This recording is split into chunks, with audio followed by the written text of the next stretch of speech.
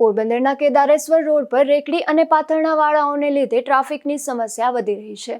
ત્યારે ટ્રાફિક વિભાગ અને મનપા પૂરતું ધ્યાન આપી સમસ્યાનું નિરાકરણ કરાવે તેવી રાહદારી બહેનો માંગ કરી રહી છે। પોરબંદરના કેદારેશ્વર રોડ બંગડી બજાર વિસ્તારમાં શહેર ઉપરાંત ગ્રામ્ય પંથકમાંથી પણ મોટી સંખ્યામાં મહિલાઓ અને યુવતીઓ ખરીદી કરવા માટે આવતી હોય છે। આ રોડ પર અશોક વસ્ત્ર ભંડાર નામની જૂની દુકાનનું વેચાણ થતાં ત્યાં બિલ્ડર દ્વારા દુકાનના ભાગ કરી નાની નાની દુકાનો બનાવવામાં આવી છે। ત્યારે આ દુકાનના માલિકો પોતાની દુકાન નાની હોવાથી દુકાનની બહાર લાકડાના ટેબલ નાખી અને થડો બનાવી તેના પર માલ રાખી વેચાણ કરે છે, જેથી આ રોડ પર ટ્રાફિકની સમસ્યા વધી રહી છે અને આ રોડ પર જગ્યાનું રોકાણ થઈ જતા રોડ નાનો થઈ ગયો છે, જેથી બહેન દીકરીઓની છેડતી થવાની પણ ખૂબ જ સંભાવના રહે છે।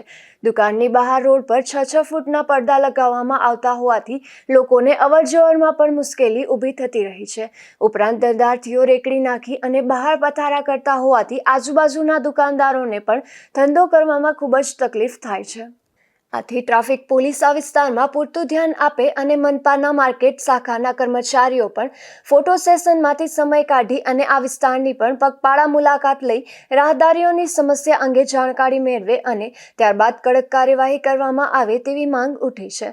અગાઉ ટ્રાફિક પોલીસ દ્વારા આ વિસ્તારમાં દબાણ હટાવો કાર્યવાહી કરી ત્યારે અહીંથી દબાણ હટાવવાનું કામચલાઉ નિરાકરણ થયું હતું, પરંતુ ત્યારબાદ સ્થિતિ જૈસે થે જોવા મળે છે। ત્યારે વહેલી તકે કામગીરી કરવામાં આવે તેવી પણ માંગ ઉઠી રહી છે।